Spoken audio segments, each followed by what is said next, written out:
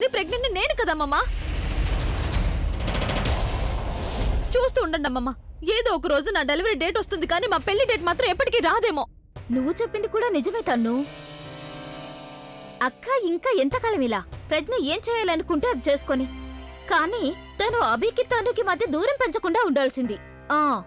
నువ్వు చెప్పింది కూడా నిజమే, కానీ ఇందు ఈ విషయంలో మనం మాత్రం ఏం చేయగలం? ఇప్పుడు ఏం చేయాలన్నా కూడా అభియే చేయాల్సి ఉంటుంది కదా. ఏయ్ తను చూడు, నేను నీకోసం ఈ భోజనం తీసుకొచ్చాను. ఈ రోజు నేనే నీకు నా చేత భోజనం తినిపిస్తాను. నువ్వు తెచ్చిన భోజనం నాకు తినాలని లేదభి.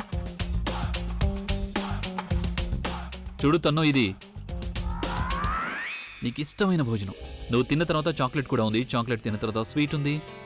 ఆ స్వీట్ నాకు చాలా ఇష్టమైంది. నీ స్వీట్ ని కావాలంటే నువ్వే తిను. అన్నట్టు నీకు వీలైతే దీన్ని తీసుకెళ్లి నువ్వు ఎవరికైతే నీళ్లు తాగించావో తనకి స్వయంగా తినిపించబి. తను చిన్నపిల్లలాగా మొండికేయకు. నీకు తెలుసు కదా ఈరోజు ఏదైతే జరిగిందో అదంతా తొందరపాట్లో జరిగింది, కావాలని చేసింది కాదు. ఎందుకు ఇలా ఓవర్గా రియాక్ట్ అవుతున్నావు? ఎస్, నీకేమీ తెలీదు, కానీ నేను సఫర్ అవుతున్నాను. నువ్వు వినలేదా ఆ లేడీ ఎవరినన్నారు? తను నీకు తెలుసు కదా నాకు ఇలాంటి వాటి మీద నమ్మకం లేదని. అయినా నేను అవన్నీ కేవలం నా నమ్మకం కోసమే కంప్లీట్ చేశాను. యాక్చువల్లీ నా ప్లాన్ ఏంటంటే నిన్ను డిన్నర్కి బయటికి తీసుకెళ్దామని. అభి ప్లీజ్, నువ్వు నన్ను మభి పెట్టడానికి మాత్రం ట్రై చేయకు. నువ్వు చేయాల్సినప్పుడు అసలు ఏమీ చేయలేదిక. నువ్వు ఇప్పుడు చేయాలనుకున్న ఎలాంటి లాభం ఉండదు. డోంట్ బి ఫులిష్ తను. ఈ భోజనాన్ని నేను నిన్ను ఒప్పించడానికి తీసుకురాలేదు. నువ్వు ప్రెగ్నెంట్వి. నా మీద కోపంతో నువ్వు బిడ్డకు శిక్ష వేయకు. శిక్ష అయితే నేను అనుభవిస్తున్నాను అభి.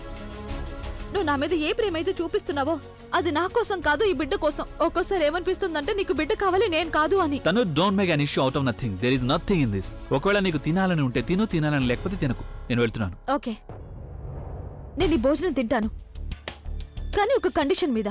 ఏంటది? ప్రజ్ఞ చేసిన దానికి నువ్వు తనకి శిక్ష వేయాల్సి ఉంటుంది మరి. ఓ అంతే కదా. నేను ఇప్పుడే వెళ్ళి తనకి ఎలా గుణపాఠం చెప్తానంటే ఈ రోజు నుంచి నీకు ఎంత ఆకలి పెరుగుతుందంటే డైనోసార్ని తినేస్తావు నువ్వు. ఓకే?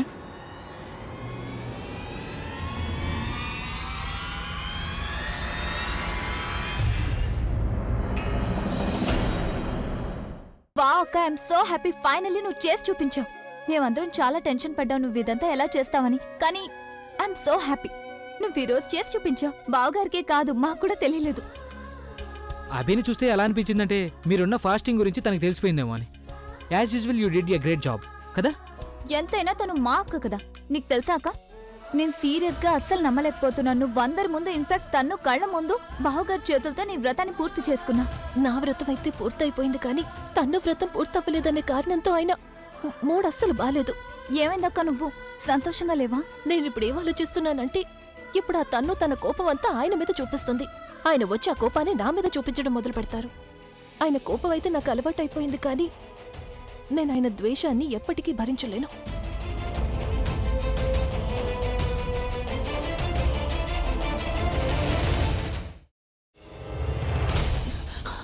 నువ్వు ఇంకేమన్నా చెప్పాలా? ఇంకేమన్నా అబద్ధం చెప్పాలనుకుంటే చెప్పేయి. నేను చూడాలనుకుంటున్నాను నన్ను మోసం చేయడానికి నువ్వు ఎంత నీచానికి దిగజారగలవు అని.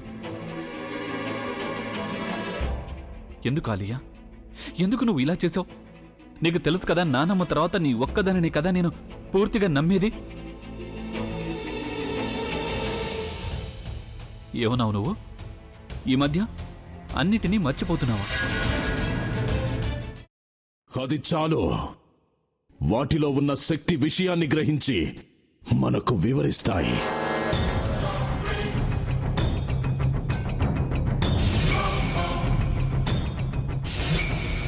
ఎవరు ఆ దండ విప్పొద్దు, గది తలుపులు తెరవద్దు.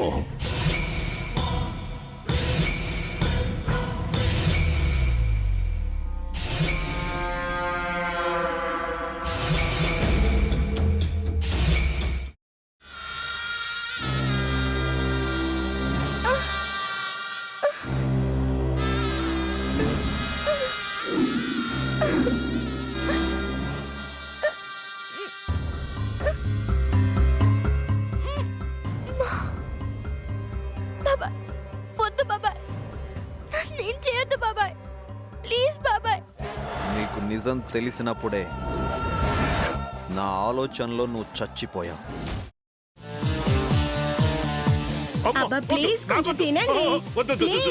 భీమారావు గారు, మీరా? ఇగో మీరా కాదు, సక్కుబాయ్.